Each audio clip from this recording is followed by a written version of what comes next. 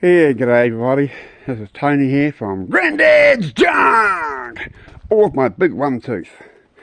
But here's the big buzz. We'll do something a bit different for a change, will we?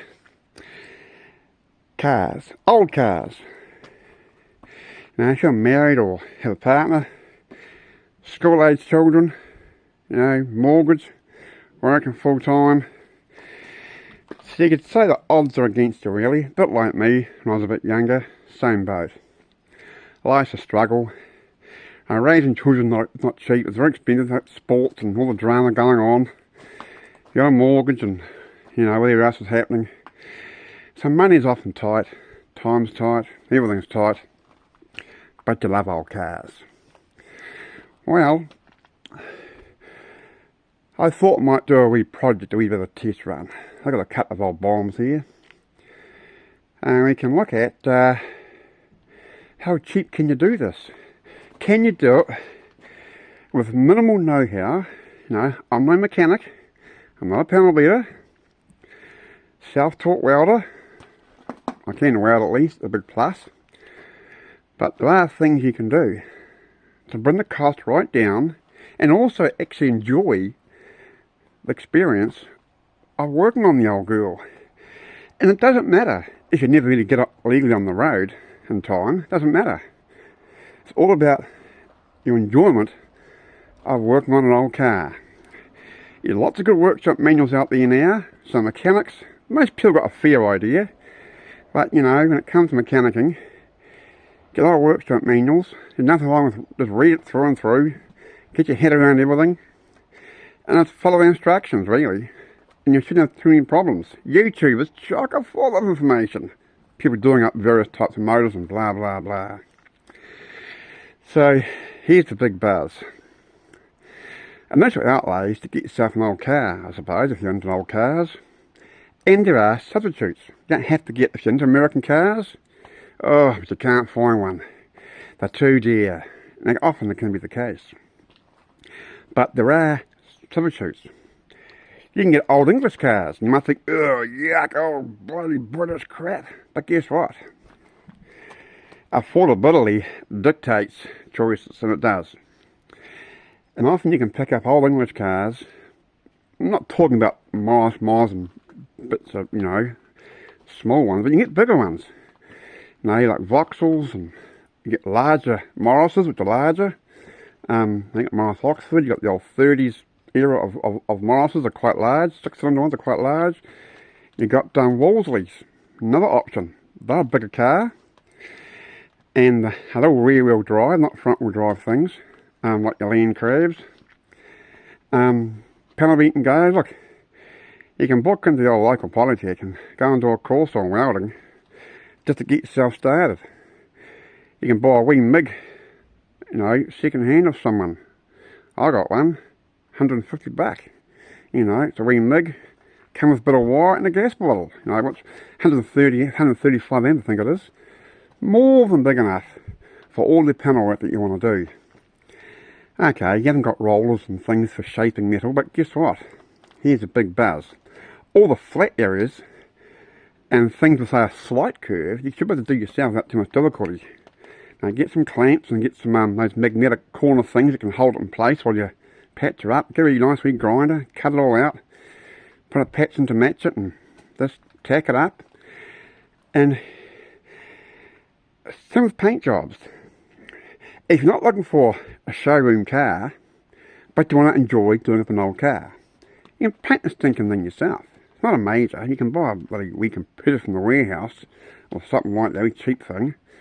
Not 2.5 horsepower. Just get yourself a wee cheap wee spray gun. And it doesn't have to look like $1 million, but it will be covered.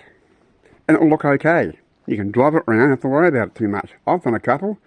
I've only seen HT Holden, I painted with Amaron paint. That wasn't even that dear, just enamel paint. I painted an old HT Holden head years ago with Estethane 400. A wattle product, not even a car paint, but it was industrial paint.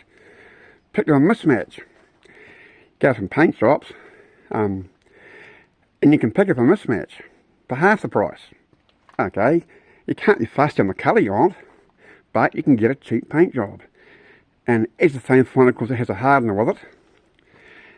If you can't paint, we haven't tried paint, don't go for PPG and those sorts of paints, because it's, for a beginner, it's not going to happen. It's going to run like a marathon, because you've got to put a real fine coat on, tack it off, and put your heavy coat on, and it's quite an experienced painter's sort of job to get something half reasonable. You spend half your time looking at the runs.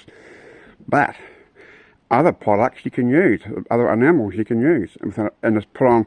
I put on 3 medium coats rather than a fine coat and a heavy coat.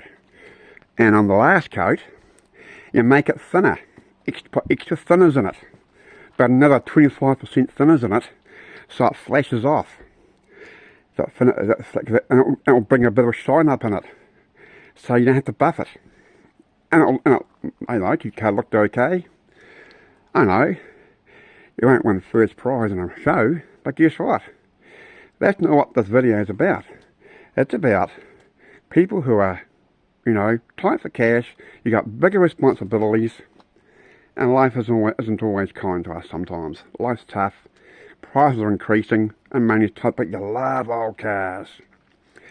And for parts, plenty of swap meets, take the family out to a swap meet. A lot of these bigger swap meets aren't just about cars either. They sell all sorts of stuff, and they have shows and exhibitions and all sorts of things. They have cafe, everything's there, and you can make it into a nice family outing. And they generally are a lot more family orientated these days. It's pretty cool. It's very, very nice. So you look at that. So American cars can be hard to find, but there's 3 cars here, and I'll show them to you. And I've done another video. I learned how to cut this thing and get it together. I got 3 cars here. I paid $2,000 each. They come with engines.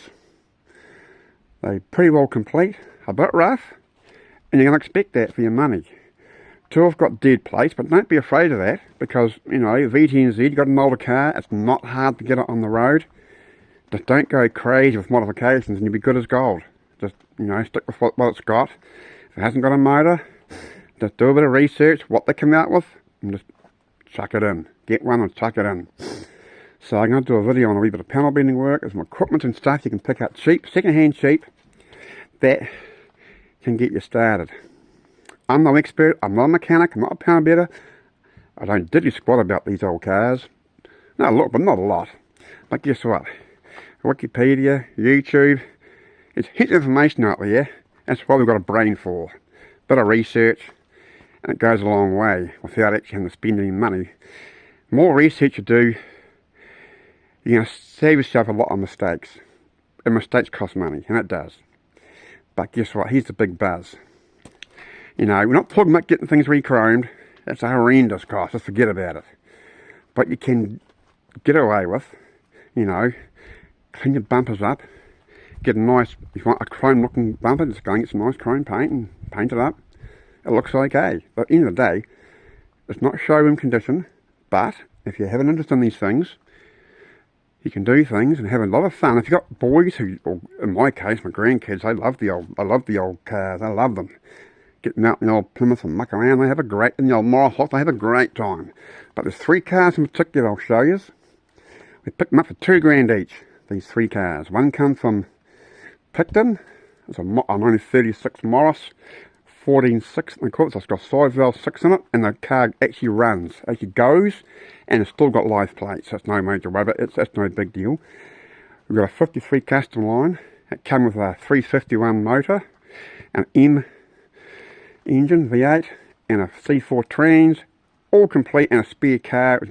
Spare car's a bit shot, but there's some good parts on it, and it's even got a disc brake and conversion on it.